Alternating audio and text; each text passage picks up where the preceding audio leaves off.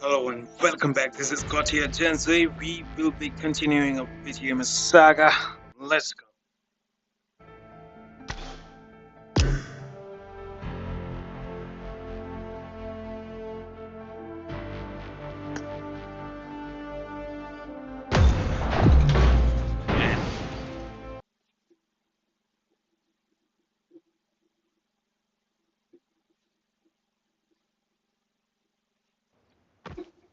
This is a simulation game set in a virtual world and does not represent real life. Please play in moderation, take frequent breaks, and play responsibly. And here we go. Let's go.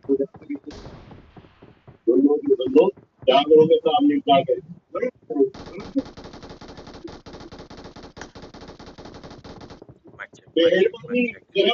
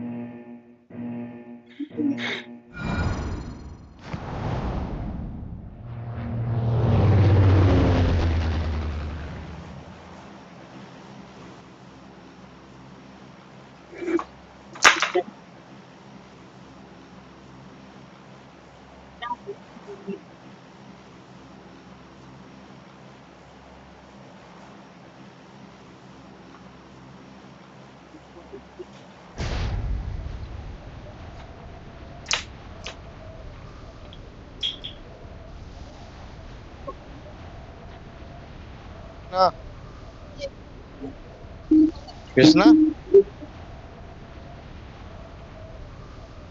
ओ कृष्णा हाँ बोलो। Mission करा दो मेरा revive वाला ठीक है।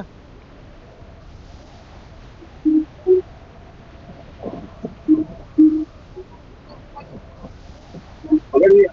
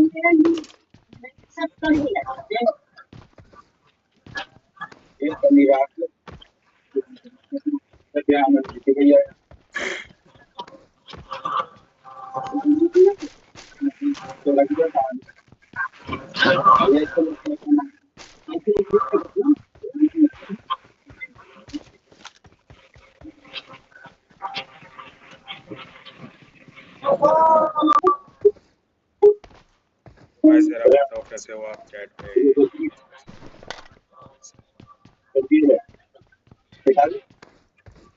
Share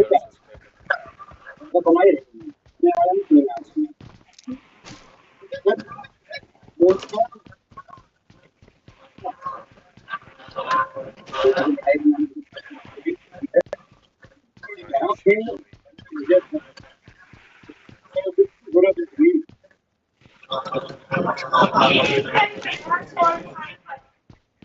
subscribe या basically UMP अच्छी है करने से आपको ज्यादा मजा आएगा।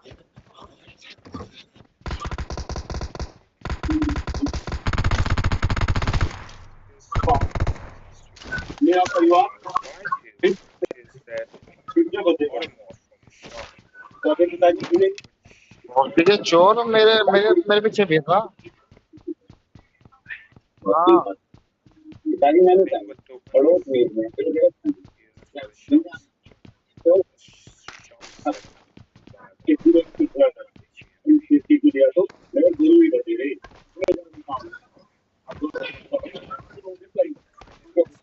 मैं गुरु हम जाति सभी पुरानी के पूर्व में निकल ही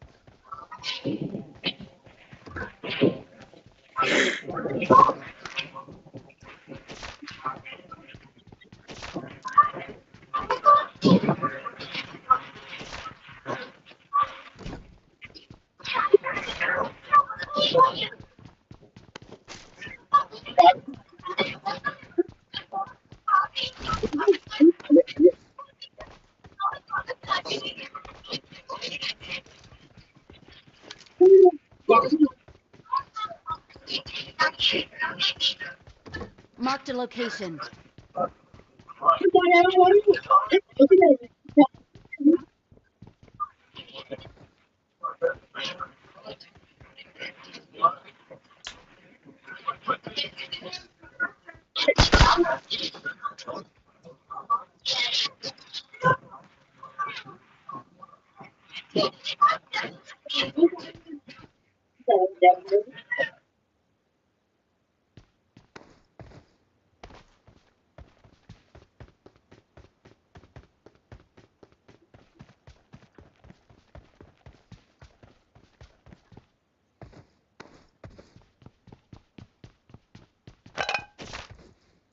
Shocked over such achievement. 17. Really nice. चलो देख अच्छा सा आपके पास क्या बोलते हैं एडवांटेज रहता है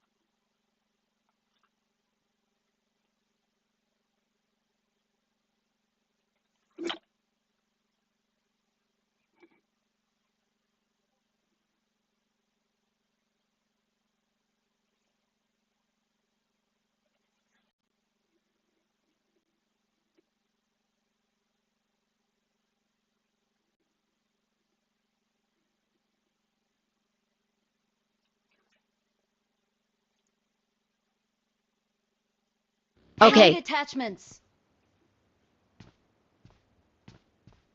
and we are ready to roll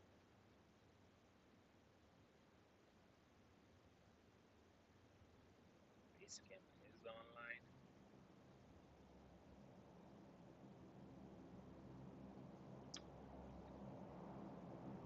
so is online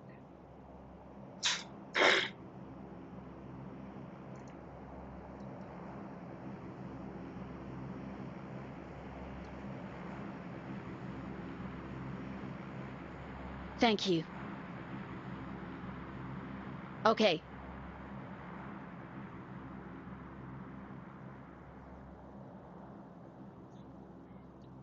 I need consumables.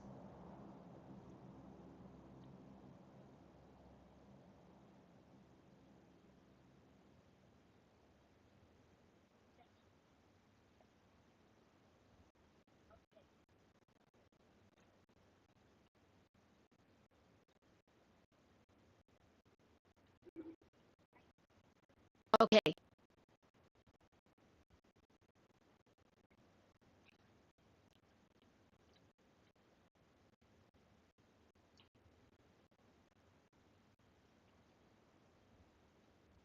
Okay.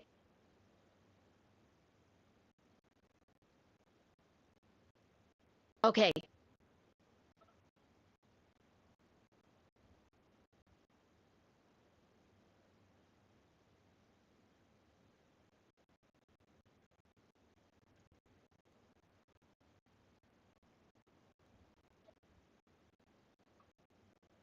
Help!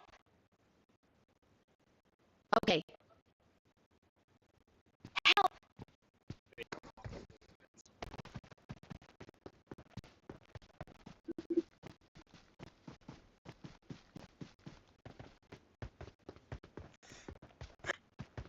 Thank you.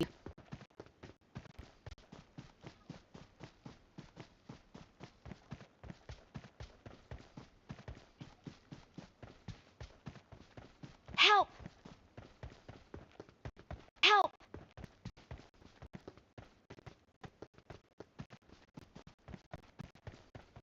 Okay.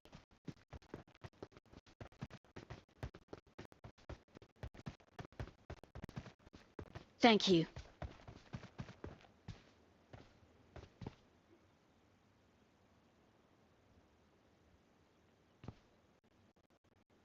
Okay.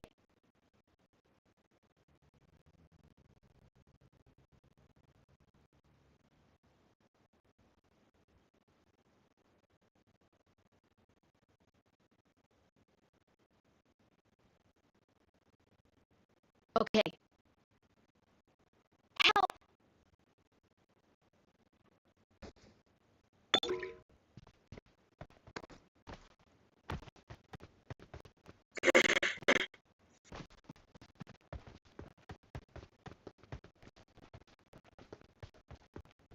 Thank you. Okay.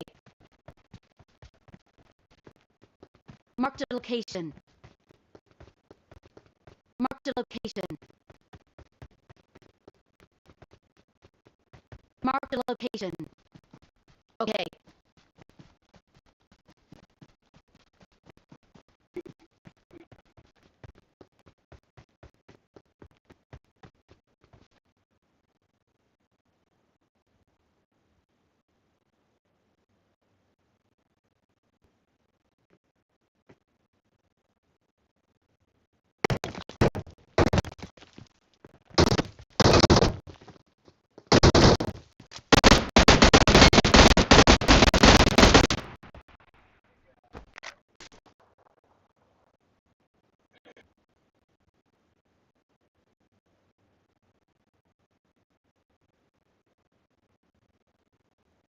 Help!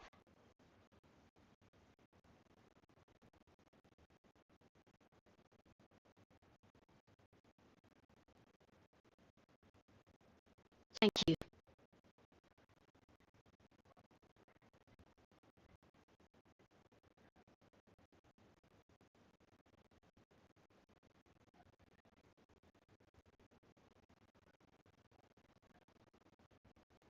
Help!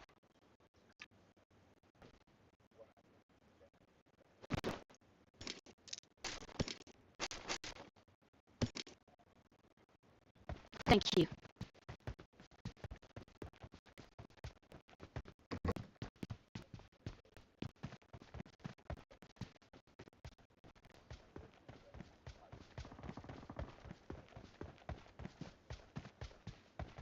Help!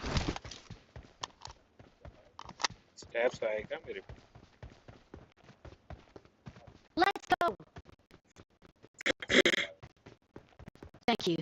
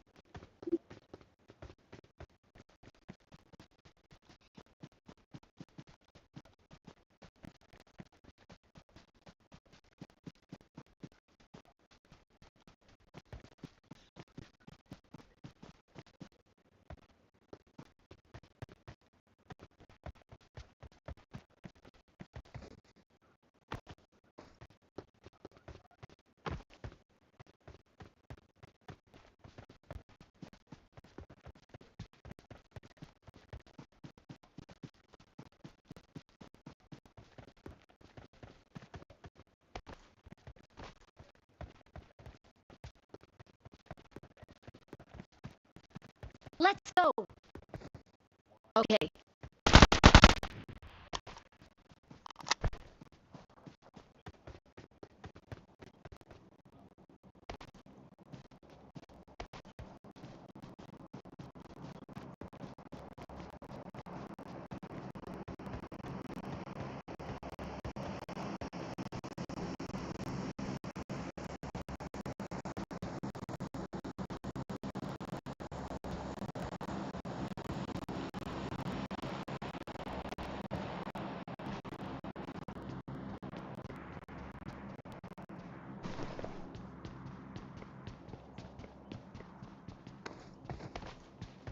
Marked a location. Okay. Let's go! Marked a location.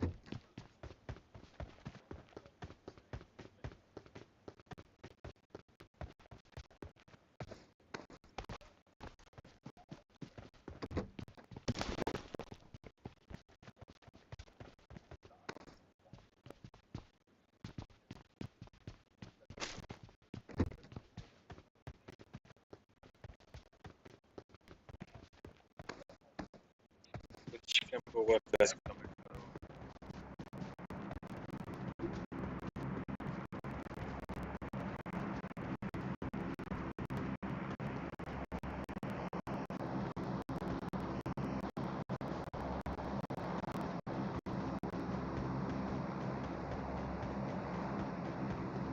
I need attachments.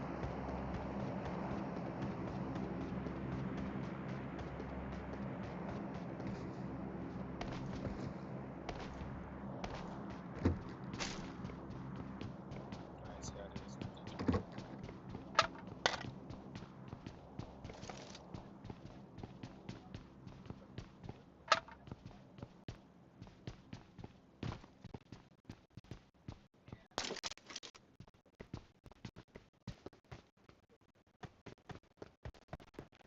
Good job.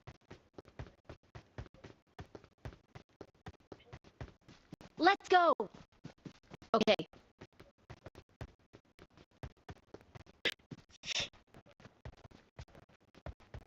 Shop पे जाके full order ले लेता हूँ जल्द ही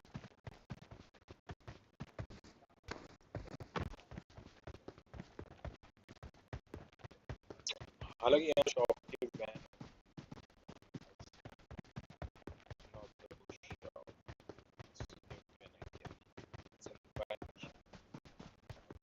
but some of the products ban.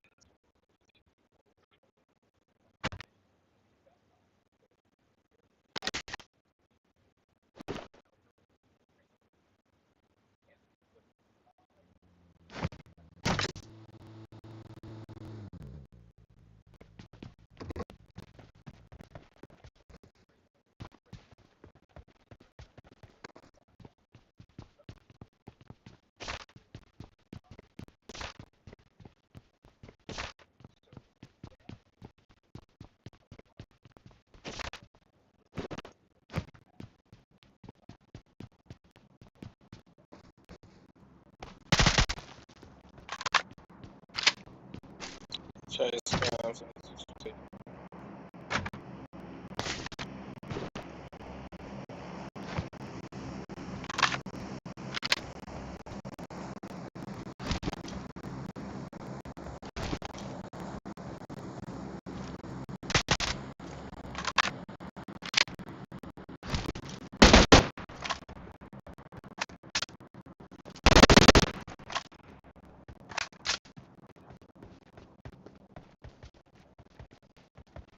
Marked a location.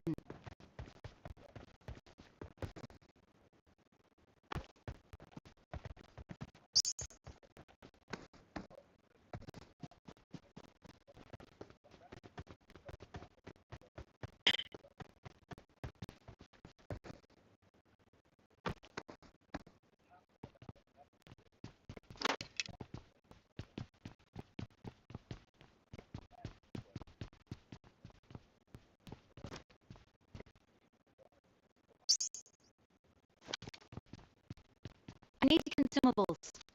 Get in the car.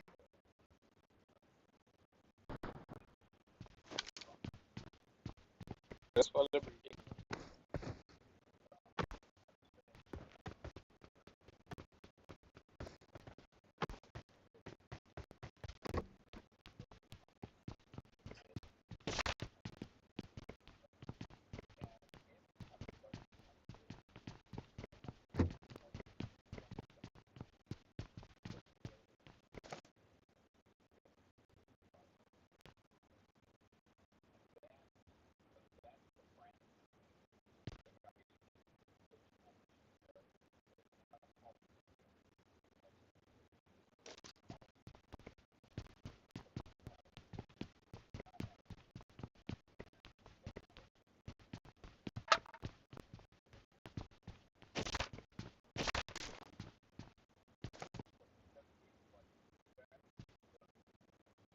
Mark the location.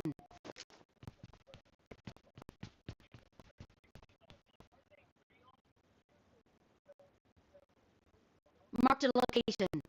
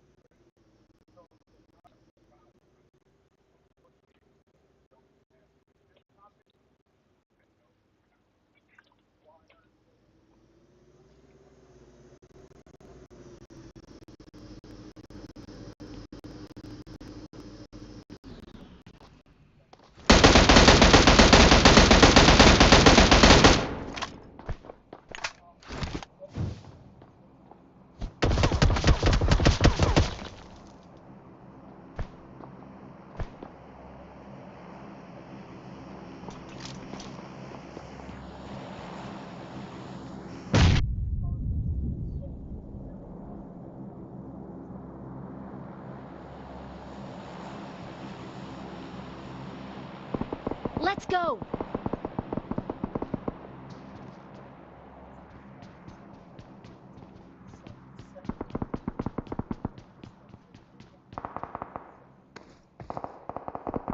Help!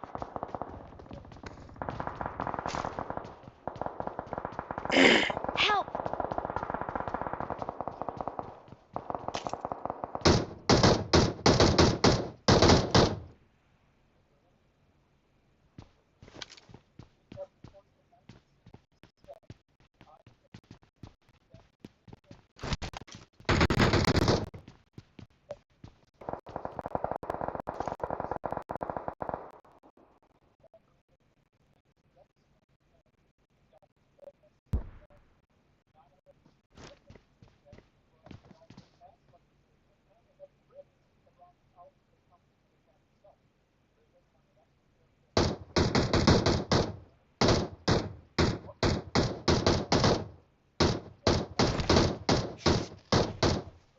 यार बंदा है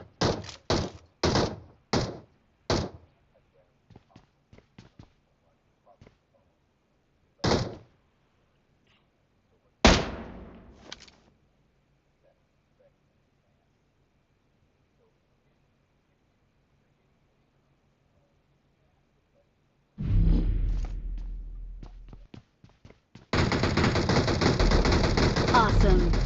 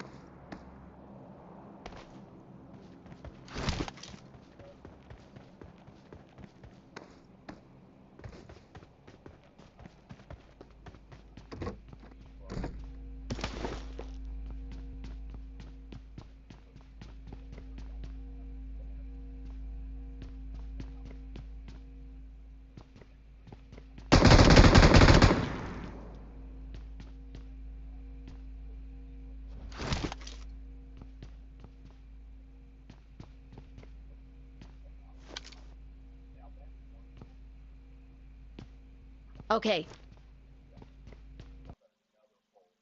Form up on me.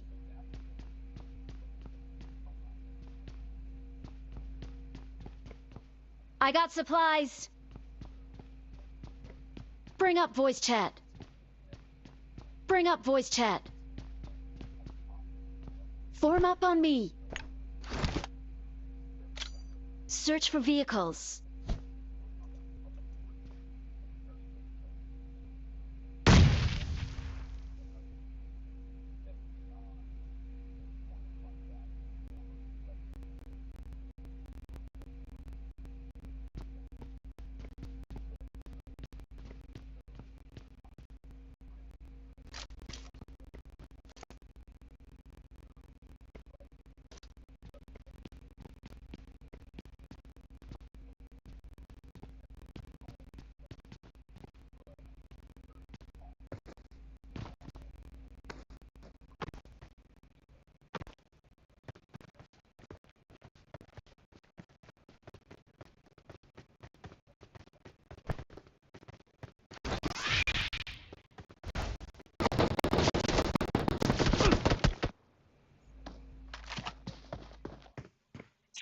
Salah, yeah, Bamford.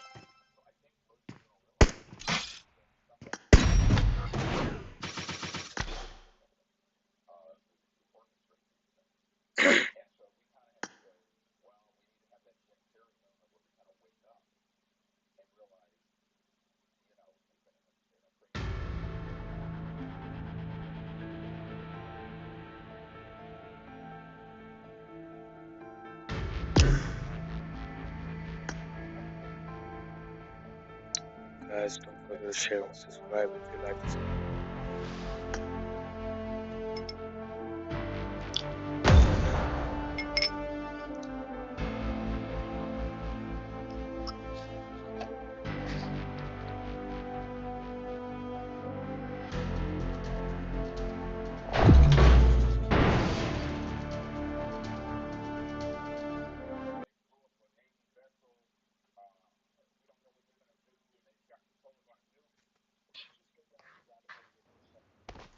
This is a simulation game set in a virtual world and does not I got 5 represent real eliminations life. just now. Please play Awesome. in moderation. I Take won frequent my breaks last match. and play responsibly.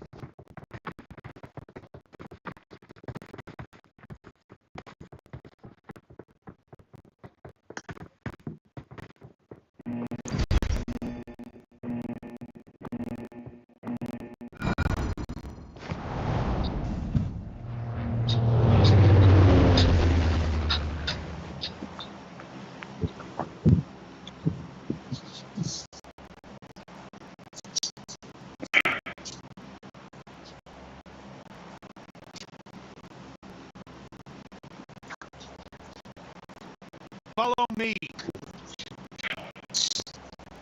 Follow me.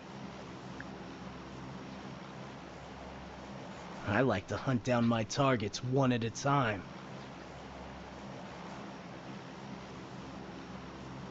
Let's go. Don't forget to share and subscribe. Yes.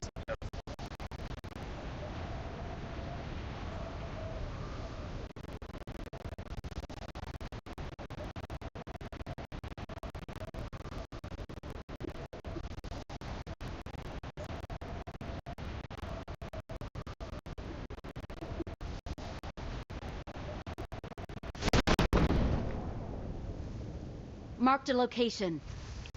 So I think this video.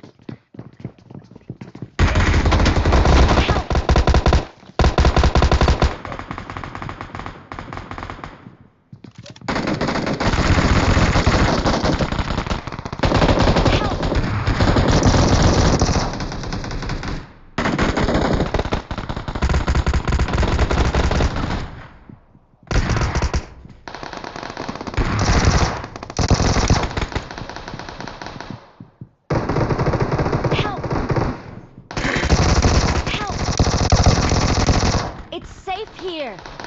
Save me! Got it.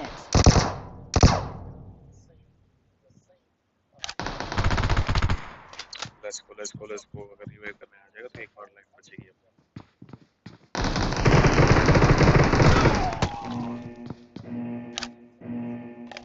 Spawning in 3, 2, 1.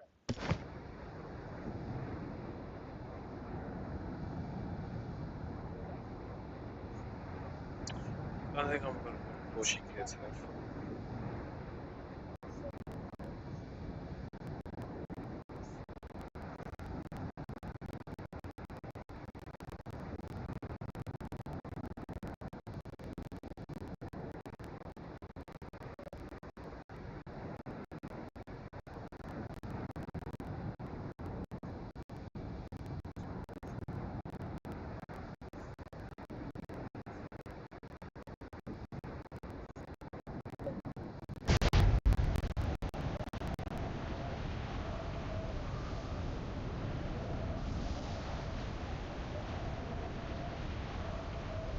Watch out!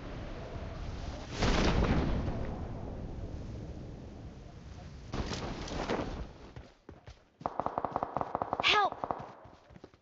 अरे बेटी चोद यहाँ पे भी गाड़ मार. Awesome.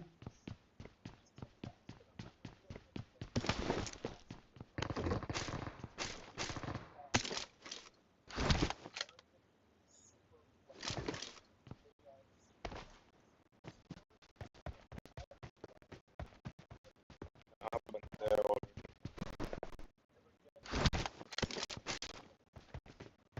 Help!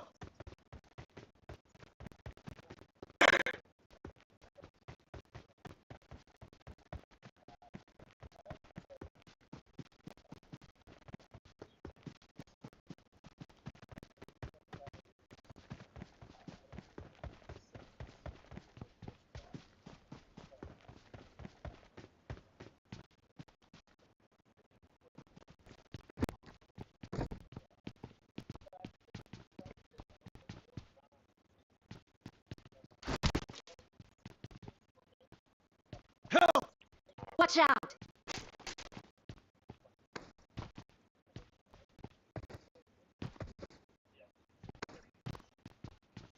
Help!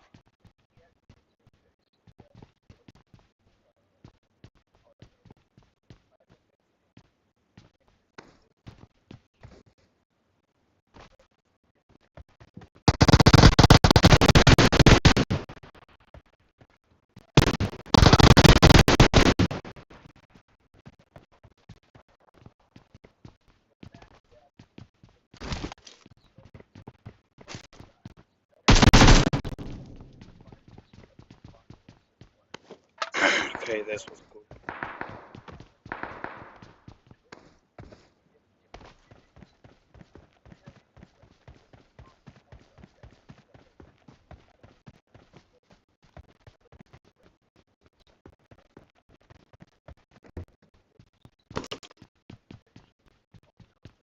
Hello hello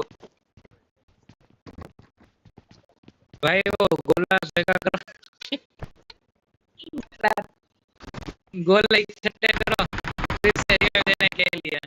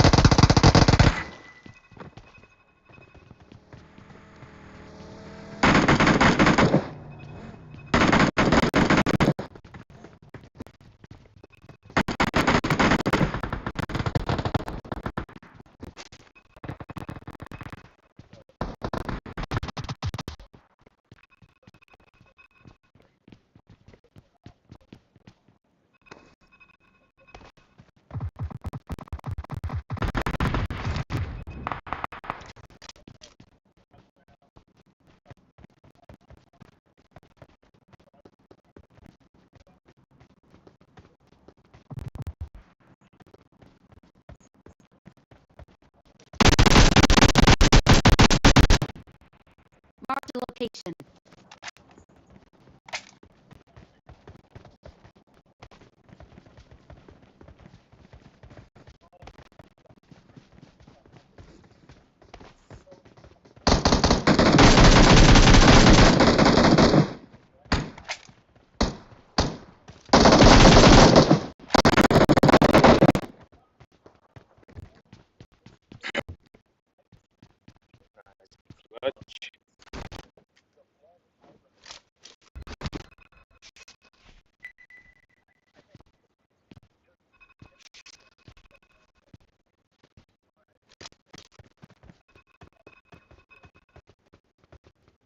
60 metre पे एक और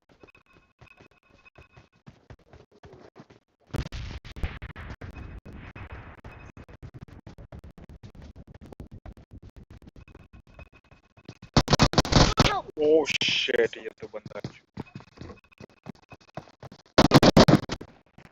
फक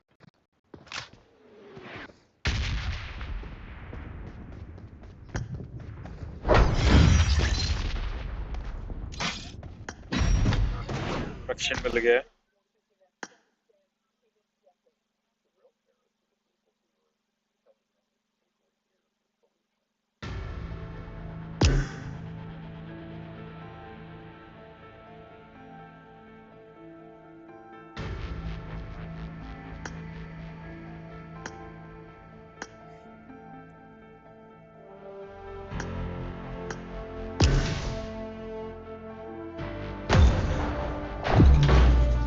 रहने का कोई मतलब नहीं था वैसे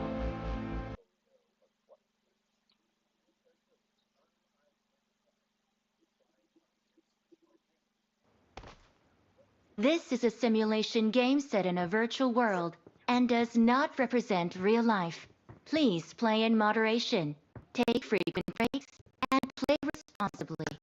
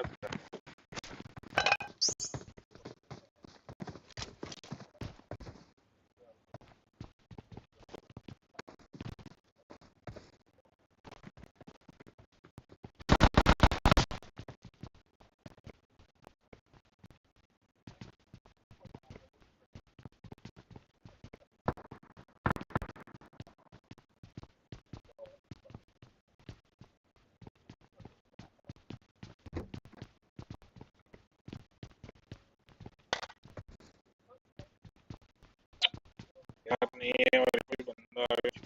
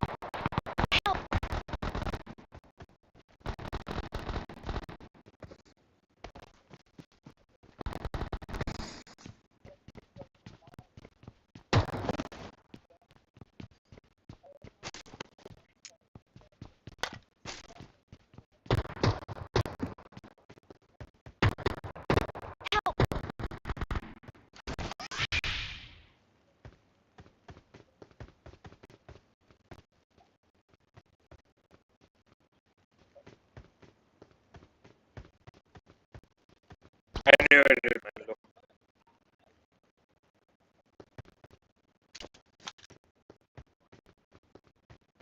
recall me.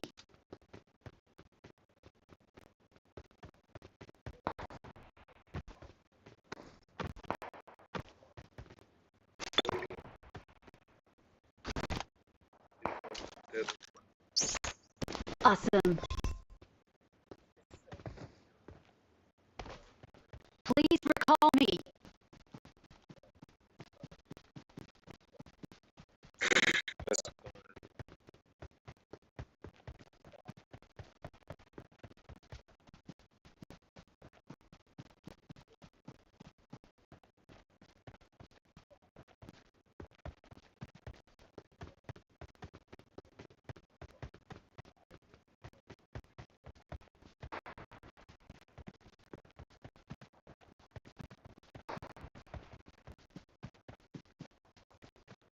Awesome.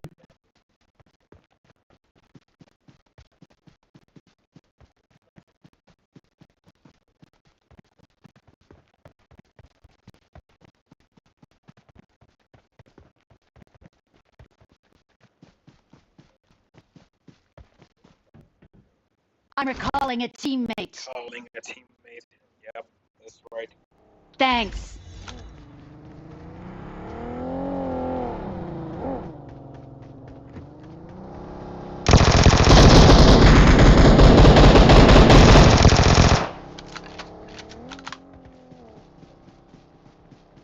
एक अच्छी गन भी नहीं था।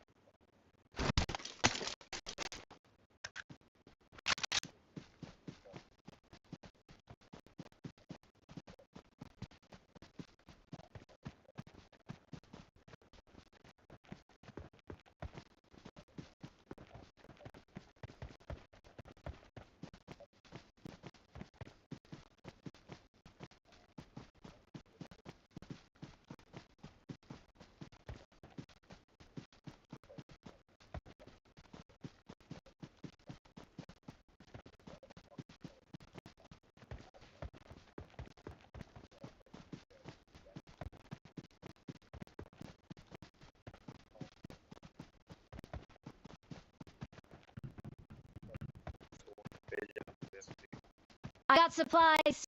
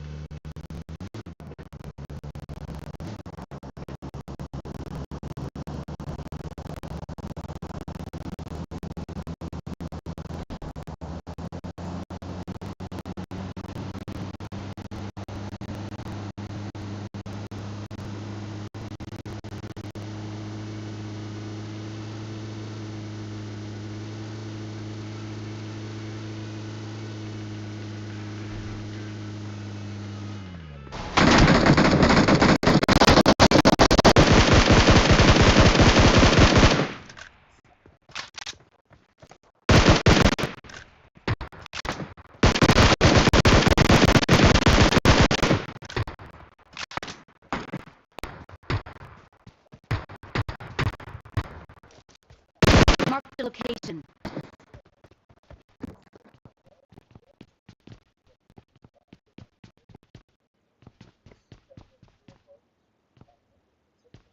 Marked a location. बकचोदी हो गई यार बंदी गंदी वाली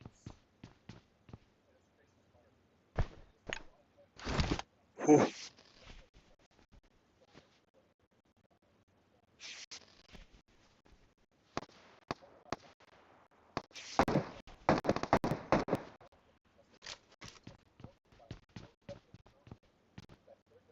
Marked a location.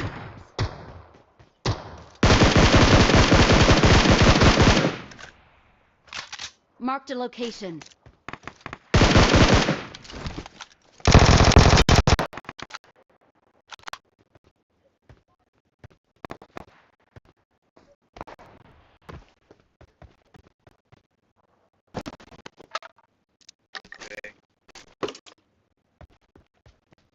Okay.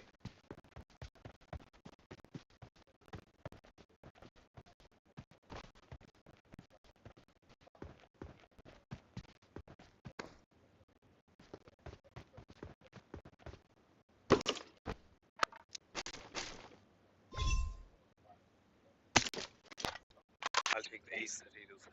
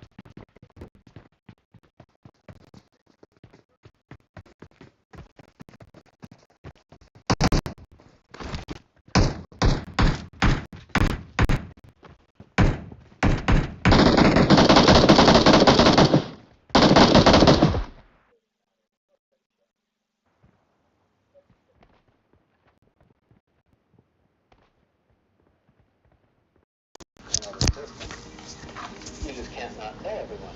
Anybody who comes out and said that they have experienced an abduction or experienced society or experienced chasing an airplane or whatever,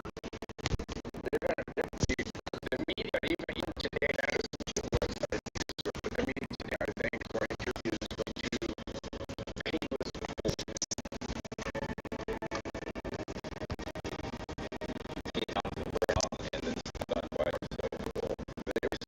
material.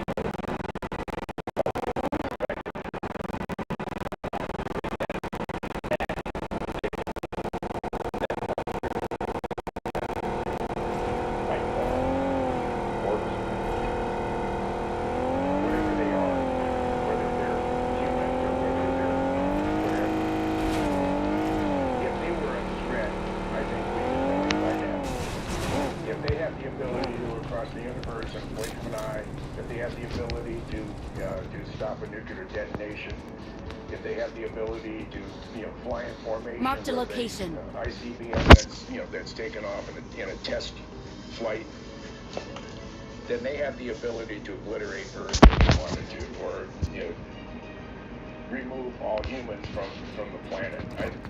I think you're curious what we're up to, if they are in fact alien entities.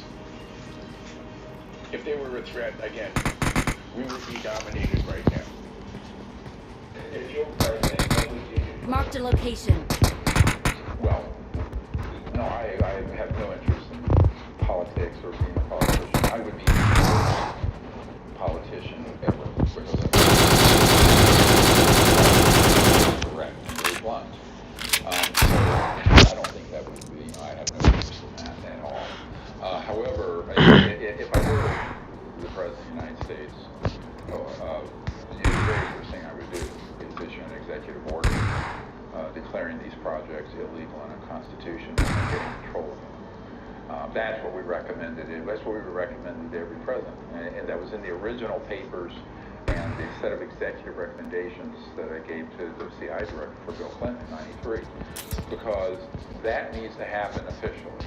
You really can't tiptoe past the graveyard on that. What I found is that most people who are, in those positions, they don't really understand, have the time, because they have 1,000 things on their plate every day, to drill down on the issue enough to feel comfortable with what they're doing. It's a big problem. That's one of the issues with the secrecy. It creates this hermetically sealed system. And so if you're there inside, or you're figuring out the lay of the land for a long time, you're on outside, you're really looking into it with less than one. So you either don't know at all, you have some around who's deceiving. And I think that reason the presidency is responsible because he is so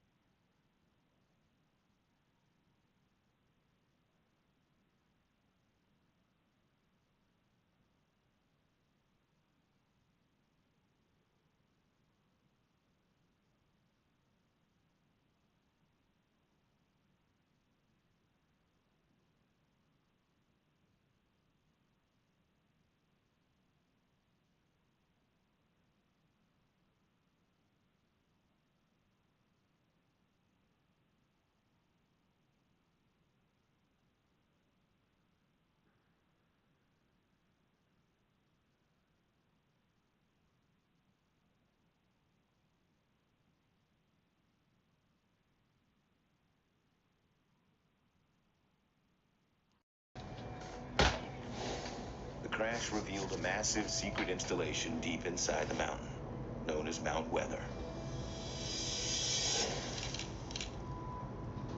Mount Weather is now an unclassified facility. Everybody knows about it. But back then it was highly secret. It was heavily guarded, and it's where a continuity team would go in the event of a nuclear war. The idea was that government officials could go there and they would be able to operate the government even when almost everything else had been wiped off the planet. There would be interagency teams, people from the State Department, the Justice Department, Pentagon, CIA, and domestic agencies. Top civilian officials would hide away in Mount Weather, but few knew there was another secret bunker. Every so often, you bump up against continuity of government plans. Sometimes you would spot helicopters practicing for evacuations in the skies over the city. And every so often, in a bar, an official would talk about the secret facilities that they were whisked off to. Graff's discovery of this world and the most secret of these facilities happened by accident.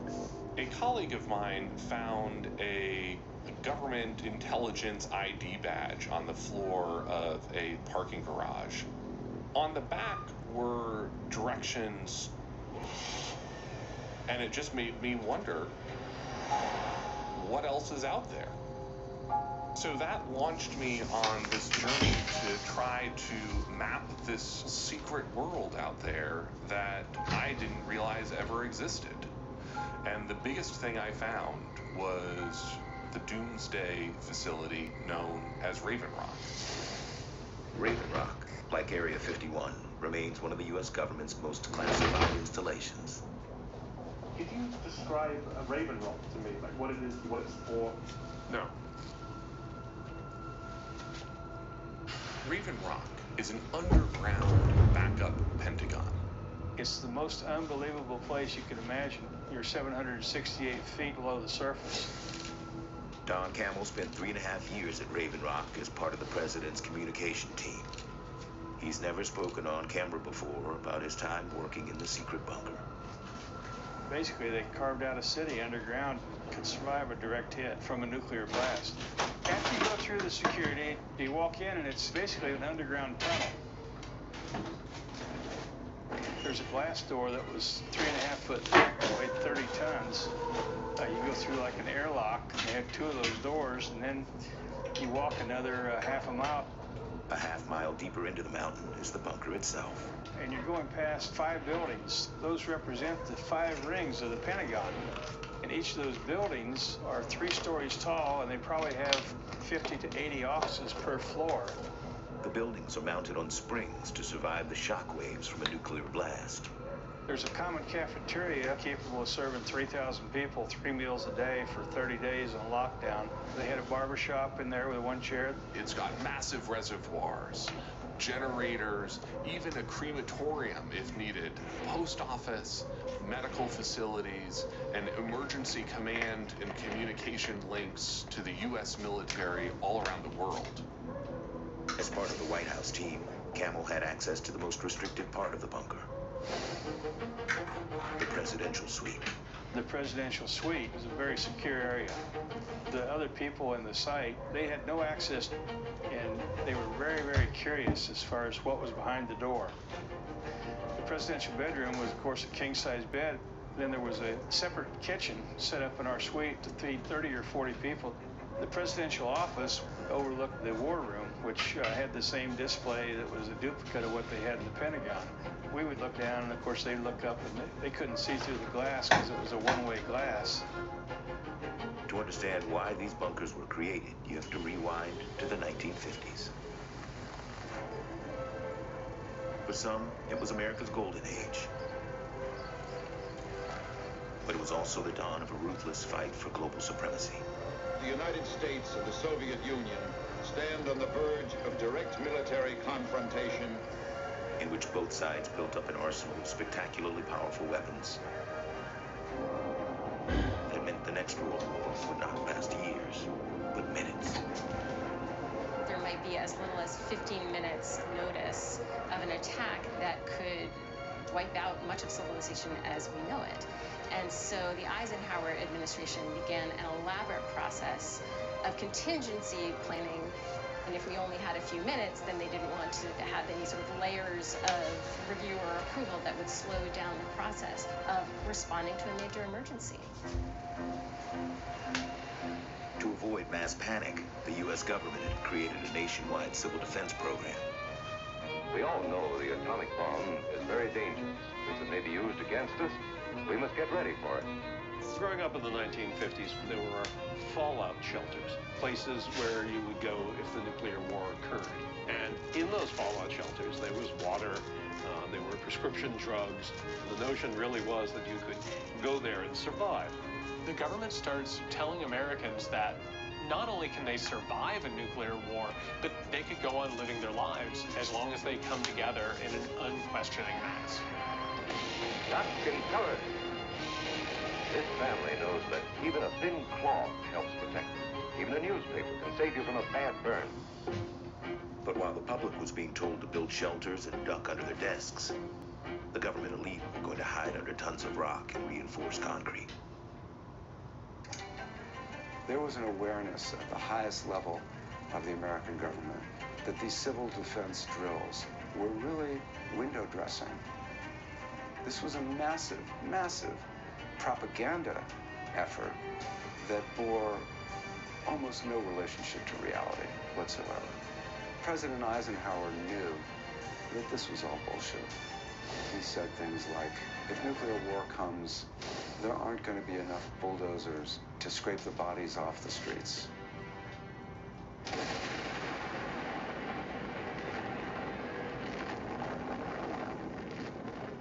If the Soviet bombs started dropping, everyone was going to die.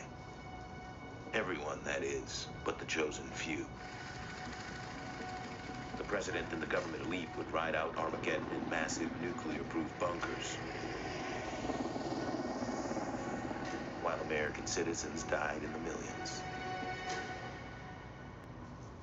And while the average American was oblivious to this elitist double standard, in other circles it was famously mocked. Dr. Strangelove, the Kubrick film, does an amazing job of parodying the whole notion of the nuclear bunker and decisions being made by a small elite. Because it would be absolutely vital that our top government and military men be included to foster and impart the required principles of leadership and tradition.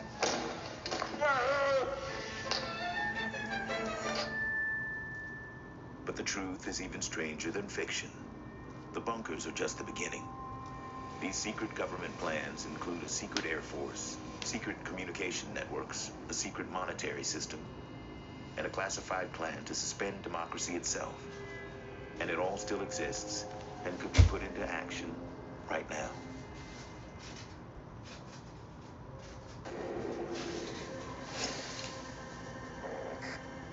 The U.S. government spent billions of dollars to build a secret bunker system to save themselves in the case of nuclear war.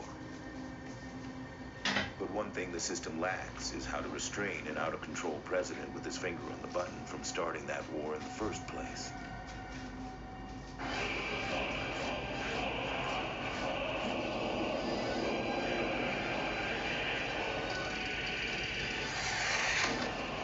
July 2017, Kim Jong-un's regime test fires an intercontinental ballistic missile capable of hitting the United States.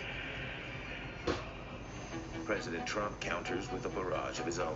North Korea best not make any more threats to the United States. They will be met with fire and fury like the world has never seen. And a war of words quickly escalates into a full-blown crisis. The United States has great strength and patience. But if it is forced to defend itself, we will have no choice but to totally destroy North Korea. Meanwhile, as the crisis mounts, North Korea's propaganda machine goes into overdrive. While Trump's late-night tweets cause many to fear the United States is 140 characters away from war.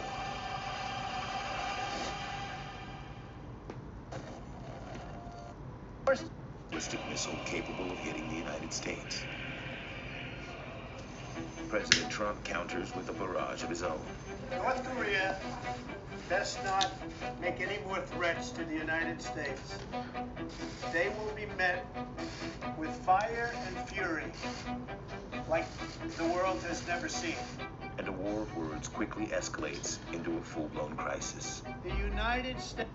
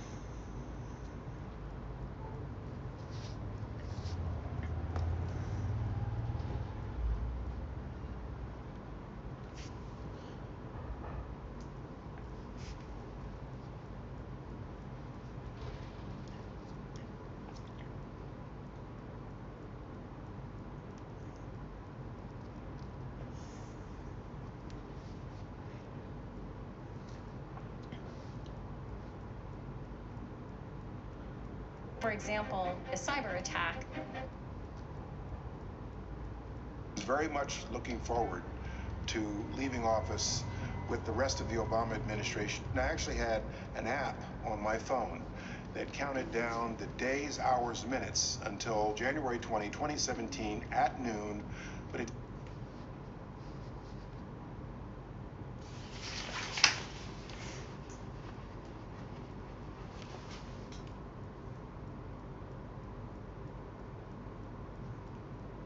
sleeps in his clothes, ready for action at a moment's notice. But there's little they or any other top officials can do to stop the president if he wants to launch a nuclear strike. The United States is ready, willing, and able. Rocket Man is on a suicide mission for himself and for his regime. We have a president who is so dangerous because this is a person who not only has unilateral authority to use nuclear weapons, but has multiple times now and repeatedly shown a desire to do so. At one point, he actually considered the idea that a nuclear weapon could destroy a hurricane. If North Korea's Rocket Man actually launched one of his nuclear missiles at the United States, a secret evacuation plan would have kicked into gear. To get the president and his shadow government to the Raven Rock or Mount Weather bunkers, a vast transportation network was created. You may know it as Marine One, the helicopter that takes Trump golfing.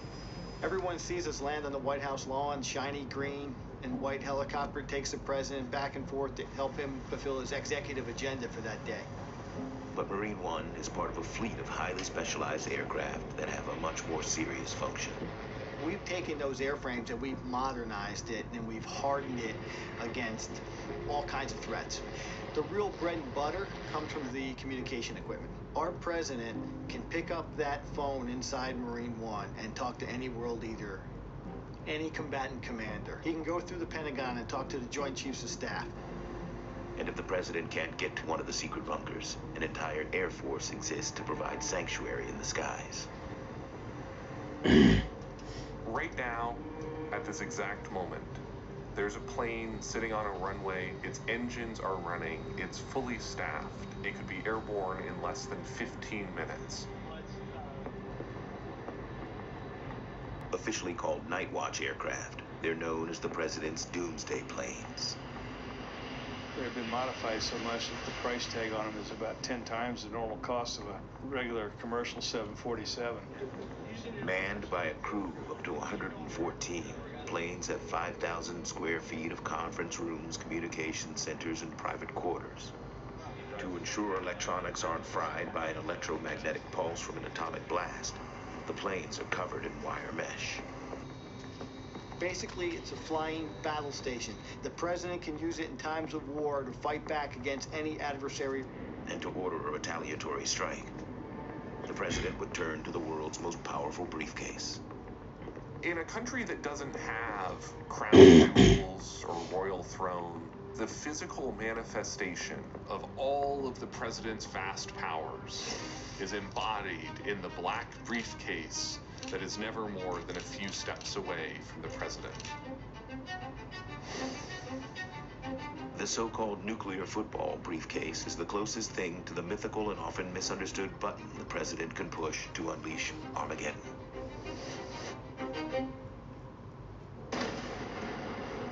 If the United States were under attack, the president probably has 10 minutes, 8 minutes to make a decision about whether to retaliate and about what form of retaliation to order. Inside, there'd be the black book, and the black book has visual representations of what the different attack options would be. Maybe like the menu at restaurants that show you the pictures of what you're going to order. He would communicate to the Pentagon, first of all, who he was, authenticating himself with an elaborate code, and then he would communicate the option he had chosen. 9, 8, 7, 6. From the time that the president gives an order, the first missiles will leave their silos 4 minutes later.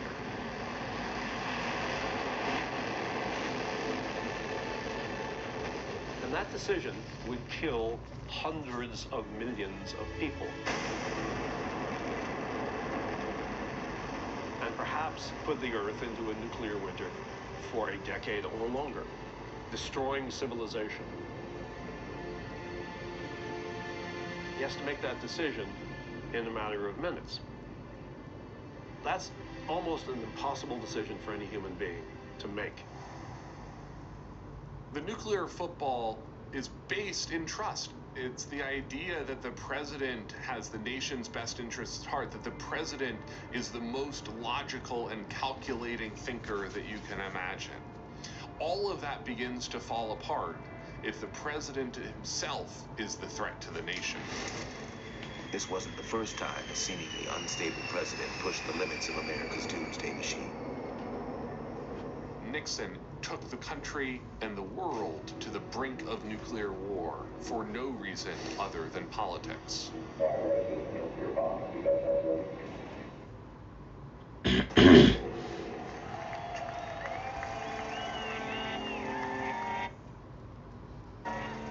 October 27, 1969.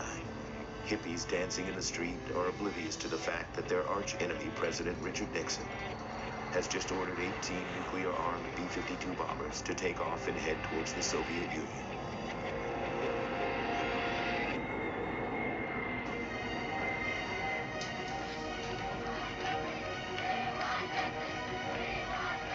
Like Trump, Nixon had run as the law and order candidate.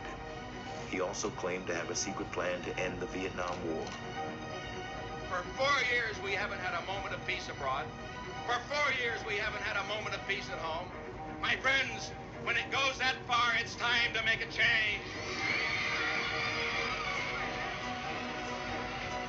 But now the country and the war are spiraling out of control. And the newly elected president is desperate. Nixon decides to start acting in a completely unpredictable manner. He wants not just the Soviet Union, but the people of Vietnam to believe that he could unleash the power of the nuclear bomb at any moment.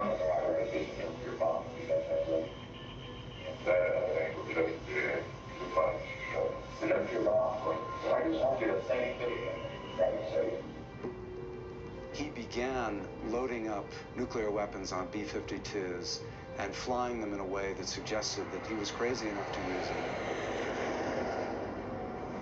President Nixon believed that he could persuade the Soviets that he was willing to use nuclear weapons, that it might lead to a peaceful conclusion of the war. The challenge with that was that the other side might believe that you would actually start a war. Any miscalculation by the Soviets might have easily tipped the world into a nuclear exchange. And if the Soviets had believed Nixon was crazy enough to start World War III, they would have begun to unleash their vast nuclear arsenal. A nuclear war is basically like a shootout in the Old West. Whoever shoots first has a better chance of survival.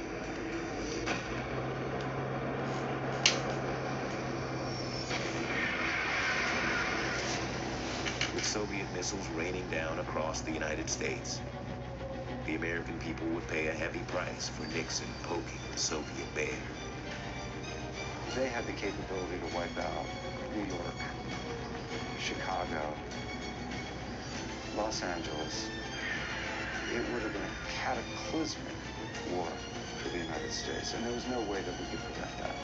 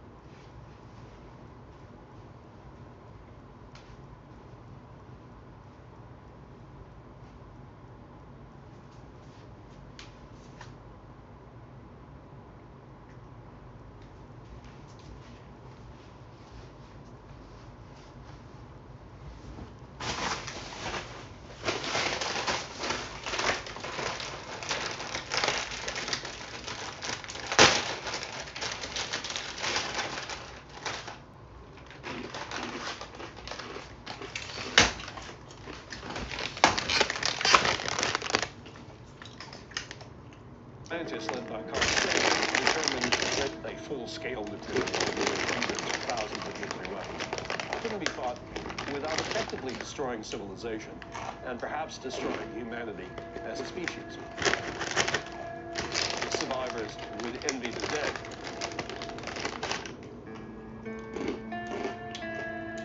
The American people didn't know just how close they came to Armageddon in October 1969. The Soviets called Nixon's bluff and didn't cave into his provocation. It was a tactic that didn't work, but the fact that he could do it at all is unbelievable. If the bombs had started dropping, Nixon would have turned to the secret instruction manual for handling such a massive national emergency. That would give him the right to rip up the Constitution and throw away your rights. And a version is still on the books and available for our current president to use. When somebody's the president of the United States, The authority is total, but I have the right to do a lot of things that people don't even know about. The President of the United States calls the shots. Most Americans don't realize the secret laws and secret authorities that have built up around the presidency. As a result of the Cold War, the American presidency has grown in power exponentially in ways that the founders never could have possibly imagined. Then I have an Article 2 where I have the right to do whatever I want as president, but I don't even talk about that. I can't think of any president who has ever claimed that Article 2 of the Constitution gives him the power to do whatever he wants. But even then, he has the ability to use secret legal memos and presidential orders known as Presidential Emergency Action Documents.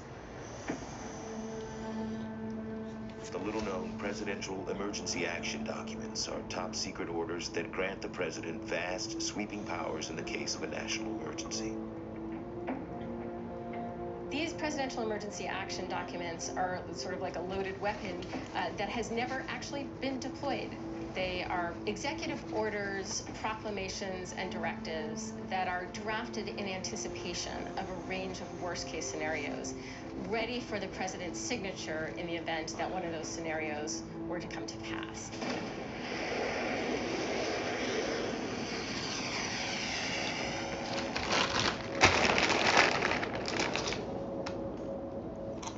What's extraordinary about these presidential emergency action documents is that none of them has ever been released or even leaked. These documents are not shared with Congress, even though they go to the heart of the government's plans for responding to a major emergency. We don't know what the secret powers are, we don't know when they could be invoked, and we don't know what American democracy would look like afterward. We have much less information about the contents of current presidential emergency action documents, but we do know what was in some of these up through the early 1970s. These purported to authorize martial law, the roundup and detention of people listed on an index of so-called subversives that was maintained by the FBI, censorship of the press, warrantless seizures of property, and the suspension of habeas corpus by the president, not by the Congress, as provided in the Constitution, which basically means that people could be imprisoned without judicial review. These documents still exist, and we know that there were 56 of them in 2018. They are periodically revised and updated to address current threats. For example, a cyber attack, pandemics, and it's not as if nuclear warheads have gone away. We also know that the purpose of them is to imagine the outer limits of how far the president might possibly need to go and prepare for that scenario. With the power of life and death over the entire planet, and the ability to kick in secret laws that could override the Constitution, the office of the President of the United States has been imbued with almost godlike powers. To ensure there's always someone to wield these incredible powers, a vast system of presidential succession has been created. The goal was someone somewhere was always ready to step into the presidency. The president may die, the presidency always lives. And having someone ready is never more important than on the day all of the nation's elected officials gather for the peaceful transfer of presidential power. I, Donald John Trump, do solemnly swear that I will. In that void of 7 hours and 32 minutes, had catastrophe struck, I would have become the president.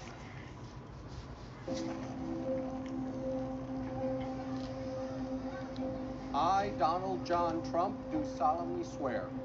I, Donald John Trump, do solemnly swear that I will faithfully execute.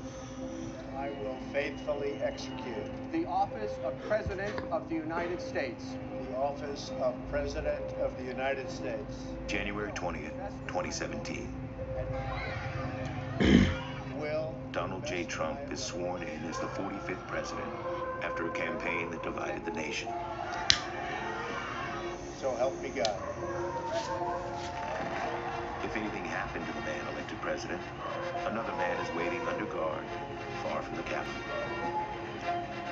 While the world is watching in Washington, Homeland Security Secretary Jay Johnson has been hidden away at a secure location, ready to take over if something terrible happens in Washington.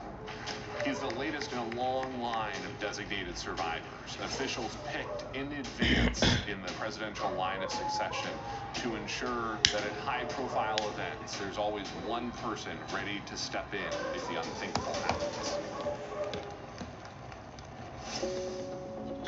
Obama's Secretary of Homeland Security, Jay Johnson, was once one of the federal lawyers who signed off on the assassination of Osama bin Laden.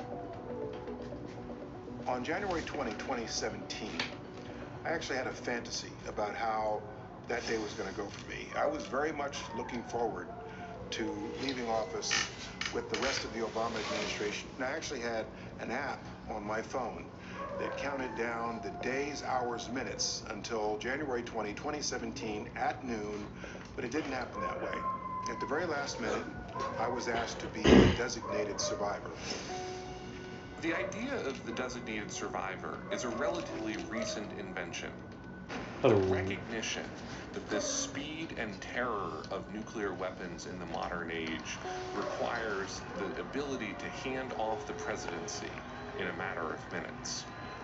The goal was someone somewhere was always ready to step into the presidency. There is a fair amount of thinking that goes into it, and the designated survivor would, in the event all the others in the presidential line of succession ahead of him or her would assume the office of the presidency. The line of succession moves down through the cabinet in the order in which the cabinet departments were created, beginning with the Secretary of State. And it goes through all the federal departments until it gets to the Secretary of Homeland Security. In that void of 7 hours and 32 minutes, had catastrophe struck. What a great honor to be able to introduce for the first time ever anywhere the 45th President of the United States of America, Donald J.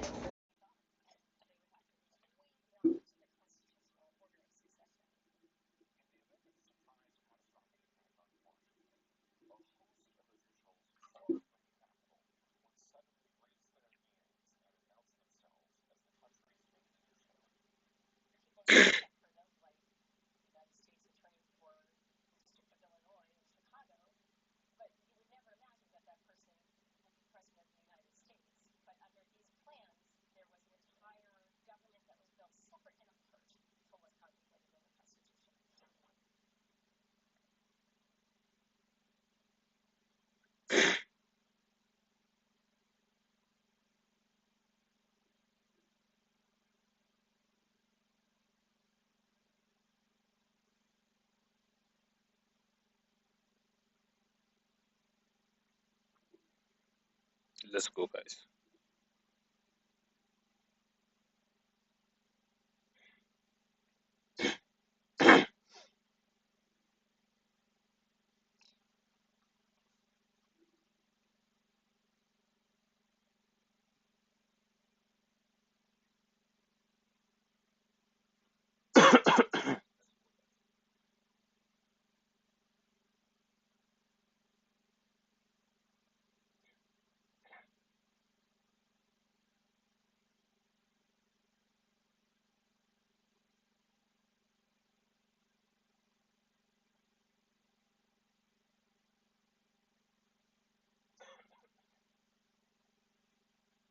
Guys, आप share और subscribe नहीं कर रहे, मैं देख रहा हूँ.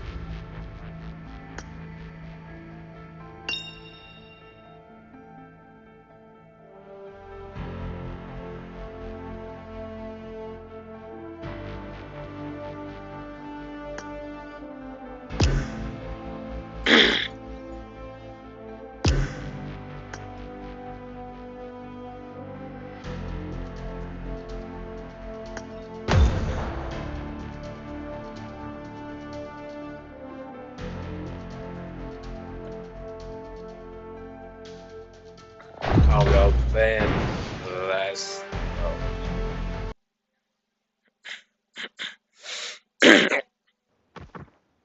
This is a simulation game set in a virtual world and does not represent real life.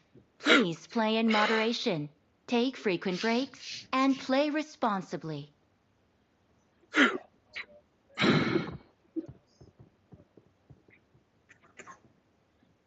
I made the top 3 just now. Let's fight together.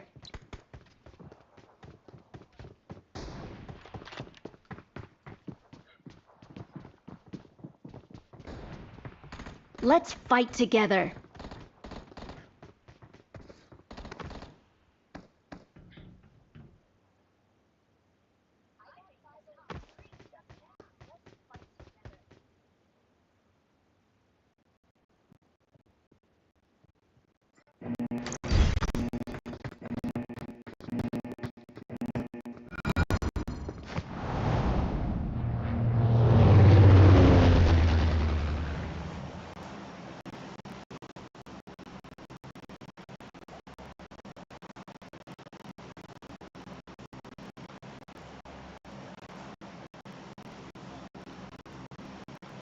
All you need to do is kill the last enemy standing to win. सब एक ही जगह आना सब अलग अलग मत हो जाना.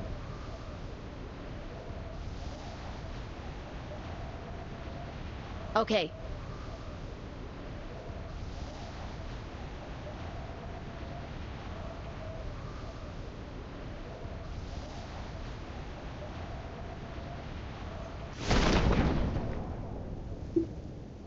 Watch out!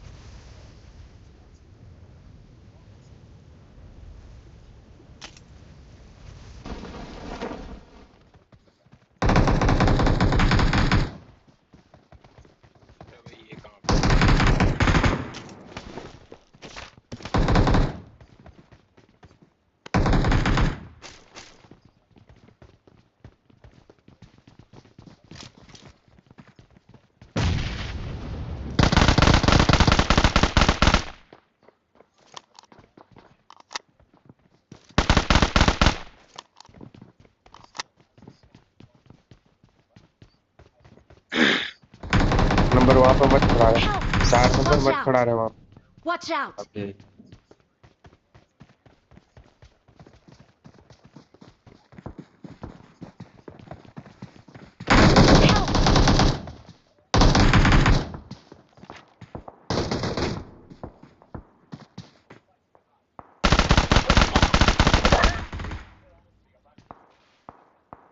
स्कूल पे आ जाना सब. या रोसोक पे आ जाना रोसोक पे.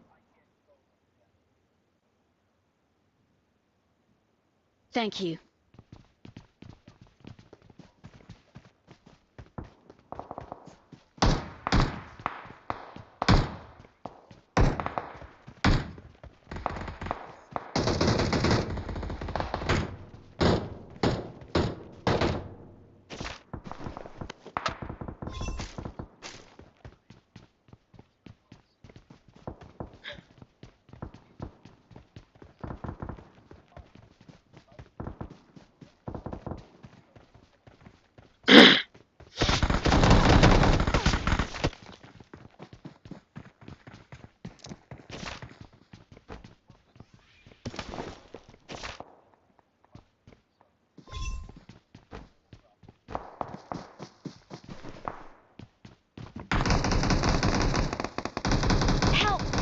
Watch out! Watch out! Watch out! Watch out! Watch out! Watch out! Watch out! साला अंदर ही था.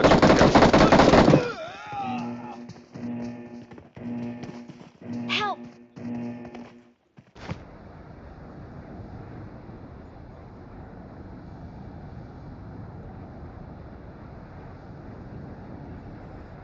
कोई नहीं यार, एक ही किल मिले वहां से तो.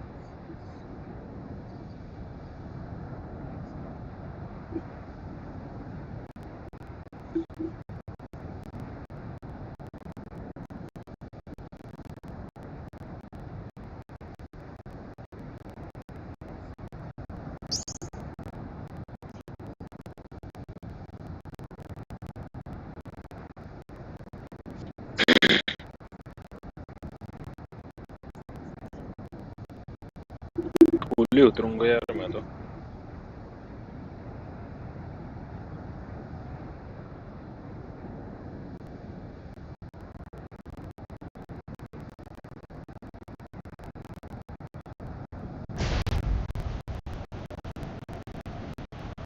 स्कूल बकचोदी करेंगे सारे की सारी, लेकिन आप शेयर और क्रिप्टो करना भूल मत।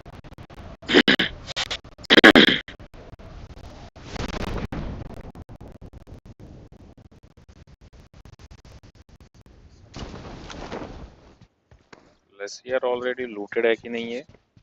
हालांकि यहाँ से तो लाइन तो नहीं गई थी।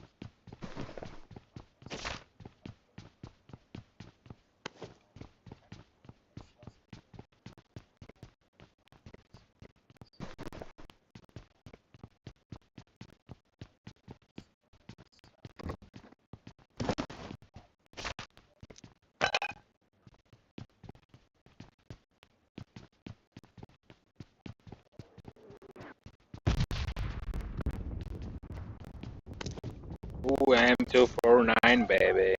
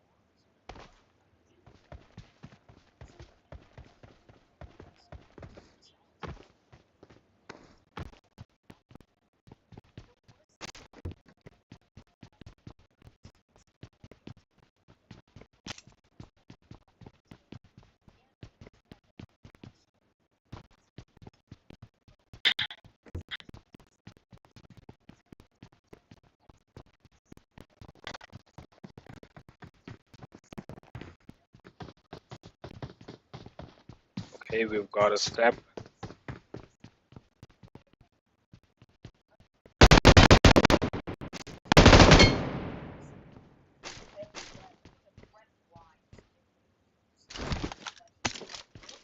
जब तक स्नाइपर नहीं मिलते तब तक तो मेरे को M416 से ही काम चलाना पड़ेगा with 6x and 4x.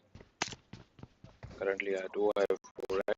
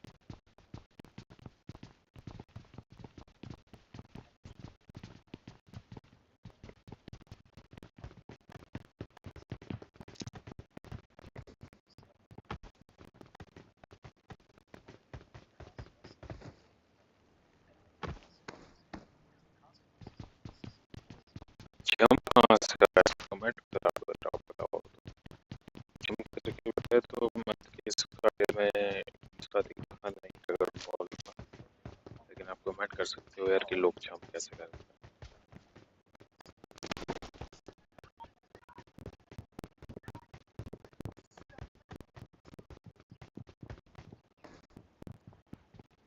तो अभी तो पिंग जो है 72 है। तो thing with ping is the higher the ping, the low experience, and more the ping, the experience the game. There's more of ping. और आपका ISP जो है वो आपके सिटी में ही सर्वर रखा है, यानी कि वो सर्वर से ही सीधे से इंटरनेट आए इधर, तो आपका पिंग पॉसिबल है maintain, which lowest PUBG list किसी को पता।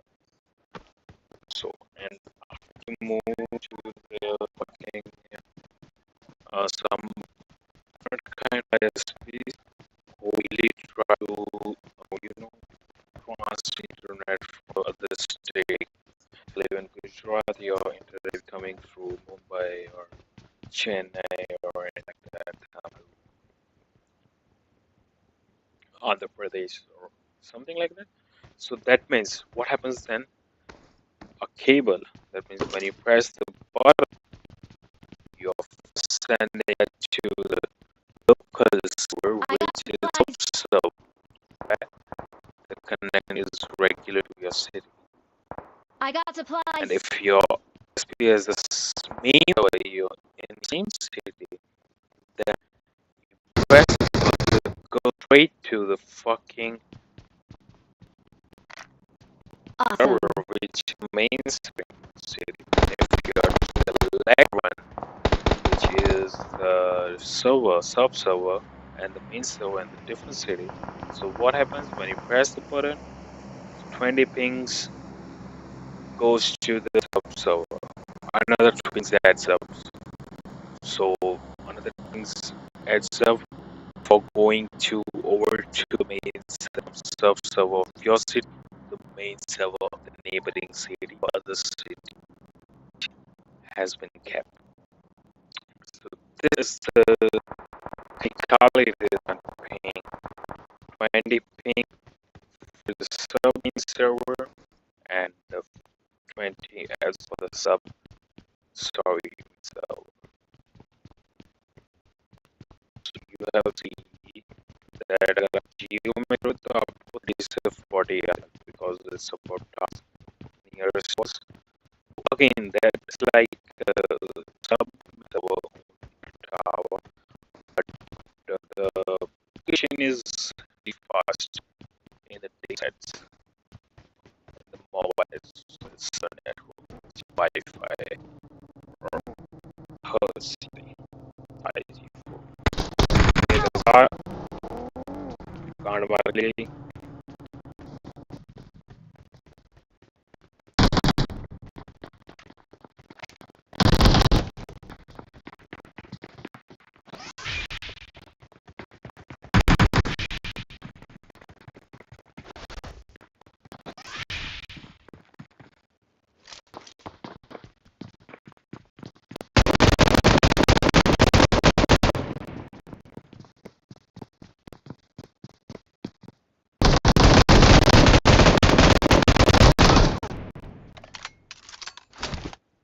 पूरा फिनिश कर इसको, पूरा फिनिश कर।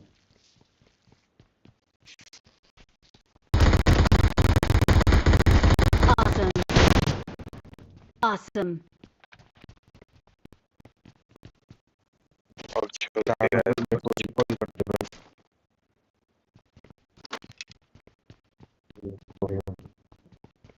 Awesome.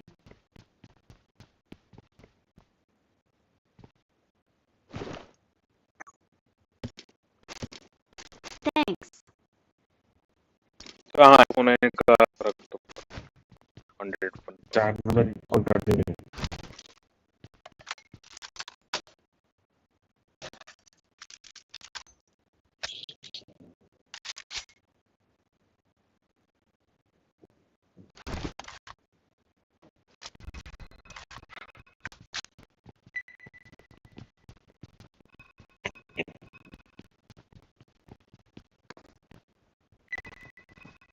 अगर मिल जाते Awesome.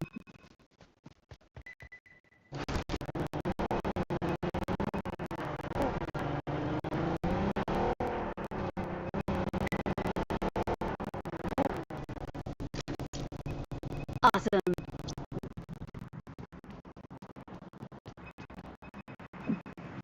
Thanks.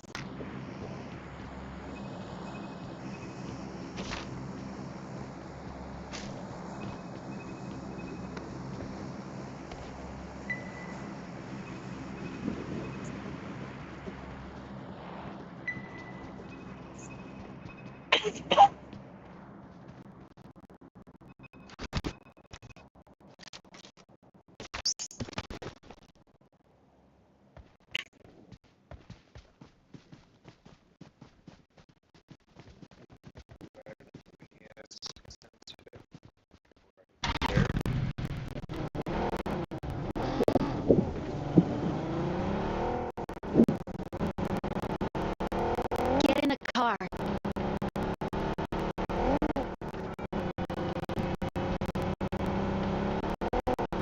करके देते हैं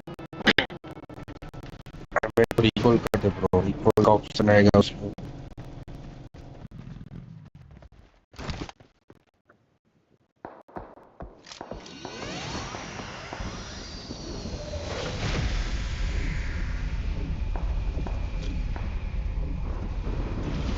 भाई कोई ऑप्शन नहीं है रिकॉल का।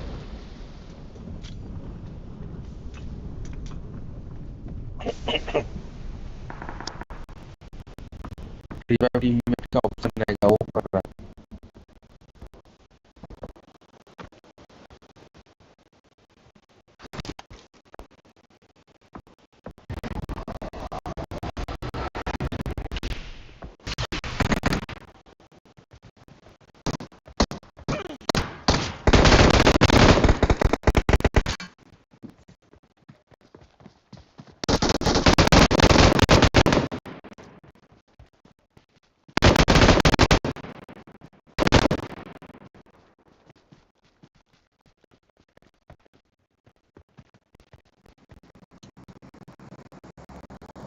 रिकॉल ऑप्शन नहीं है।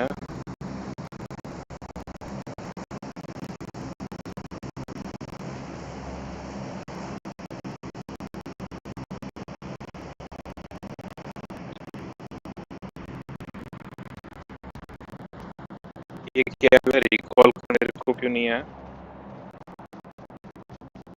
2 नंबर यार, रिकॉल कर दिया होता मेरे को। Go ahead. I'll look for a vehicle. Go ahead. I'll look for a vehicle.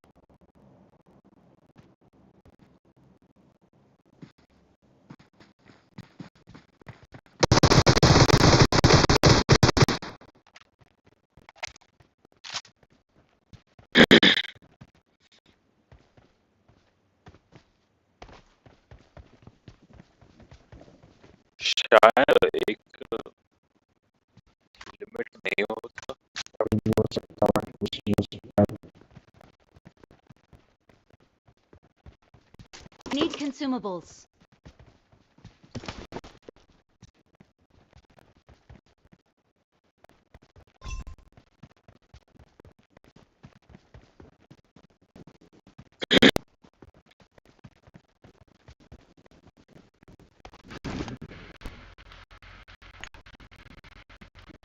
Option तो कर देगा ऑप्शन का।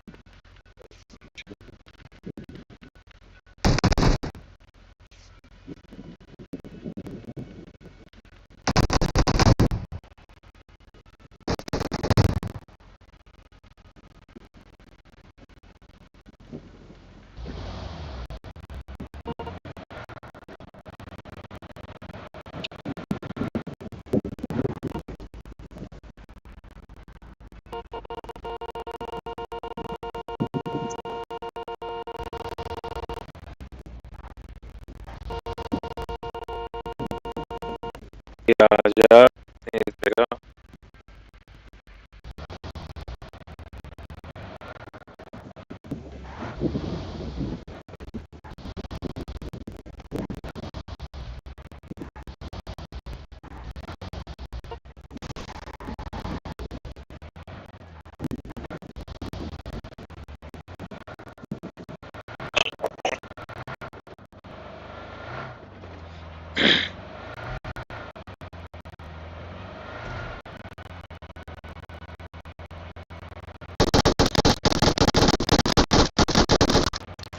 Awesome.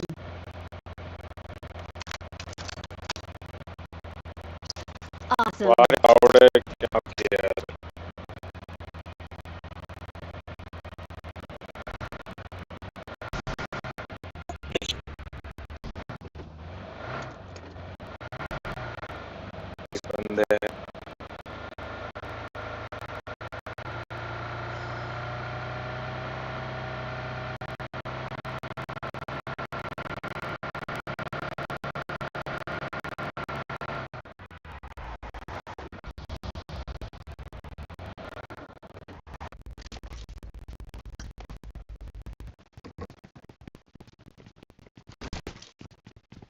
I'm 4x with my sniper.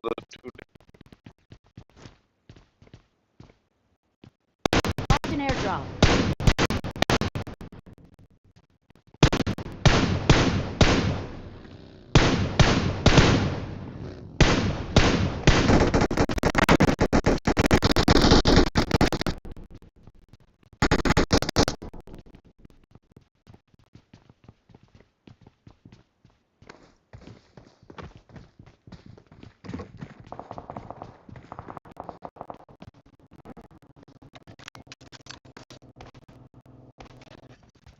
Watch out!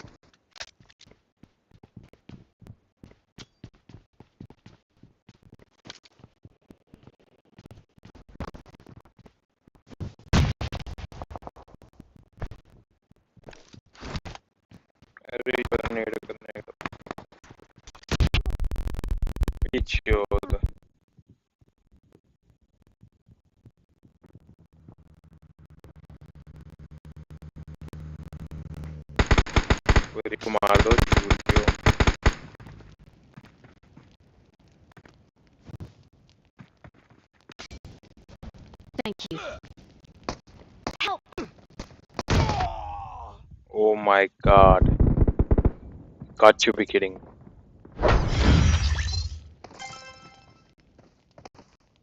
Plus 29 अगर चिकन होता तो platinum 2.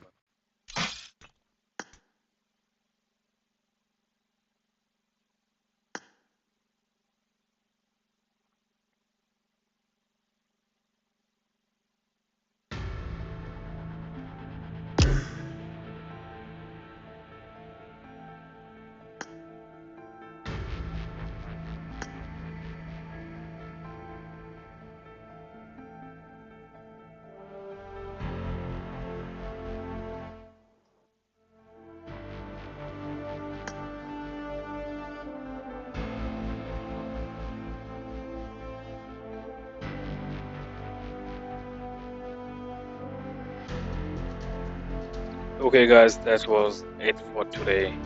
Let's continue this tomorrow. We'll be right back.